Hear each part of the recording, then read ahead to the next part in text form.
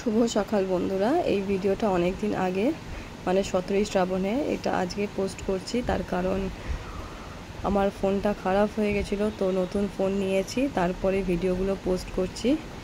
তো এটা ছিল 17ই শ্রাবণে বাবার মাথায় জল ঢালার জন্য প্রচণ্ড বৃষ্টি পড়ছিল, কিন্তু তারপরেও দেখো বাবার ভক্তদের কি কেউ আটকাতে পারে বাবার কাছে যাওয়ার জন্য। তো এইটা তখন ছিল রাত 11টা, কেউ বলবে রাত 11, তখন কালীবাড়ির জায়গা ছিল প্রচণ্ড জমজমাট। বড়ই ইচ্ছা ছিল আমার যে আমিও যাব এইভাবে, কিন্তু এই সমস্যা যে আমি খুব বেশি হাঁটতে পারি না। তারপরও তোমার হচ্ছে কি, আমাদের যেহেতু শ্বশুরমশাই মারা গেছেন, তো 1 বছর চলবে কালা ওষুধ, তো সেই কারণে আরোই যাওয়া হলো না, নইলে গেলেই যাওয়া যেত, যদি ইচ্ছে থাকে তো সব কিছুই সম্ভব। তো এই বৃষ্টির মধ্যেও দেখো কি সুন্দর ওরা বাঁক নিয়ে, ভারী ভারী জলের বাঁক নিয়ে বেরিয়ে পড়েছে।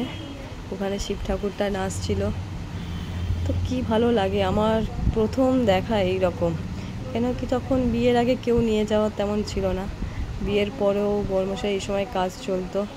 তা আজকেও ছিল, প্রত্যেক বছরের মতো আজকেও ছিল কাজ, কিন্তু ও যায়নি, ও ছেলেদেরকে পাঠিয়ে দিয়েছে এই যে বক্সের কাজগুলো, তো ও ছেলেদেরকে পাঠিয়ে দিয়েছিল। তো আমরা বললাম তাহলে আমাদের একটু নিয়ে চলো কালীবাড়িতে, আমরা একটু গিয়ে দেখি কেমন কী রকম লাগে। তো এই ছিল আমার জীবনের প্রথম অভিজ্ঞতা যে 17ই শ্রাবণে বা তোমার কালীবাড়ি থেকে বাবা বড় কাছারিতে জল নিয়ে যায় সব ছেলেরা, কি আনন্দ, কি আলো, কি উল্লাস ওদের মধ্যে, যেন খুব ভালোও লাগছিল দেখতে। তো জীবনের এই ফার্স্ট অনুভূতিটাও খুব সুন্দর ছিল আমার। তো সেটা করতে গিয়ে হয়ে গেল আমার একটা ক্ষতি, ফোনটা জলের মধ্যে খারাপ হয়ে গেল। লাইটিং ছিল ওখানে, একজনকে আবার শিব ঠাকুর সাজিয়েছিল, তো ওনাকেও খুব ভালো লাগছিল দেখতে।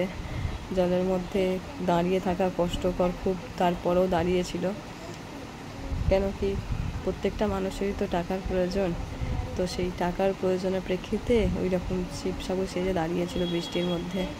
তো এত বৃষ্টির মধ্যেও বাবার ভক্তদের কেউ আটকাতে পারে? তো সেই বৃষ্টির মধ্যে দিয়েও তারা ছুটলো বাবার মাথায় জল ঢালবে বলে, গান বাজনা সব কিছু নিয়ে চললো বাবার ভক্তিতে। চলো এই পর্যন্ত ভিডিওটা, টাটা।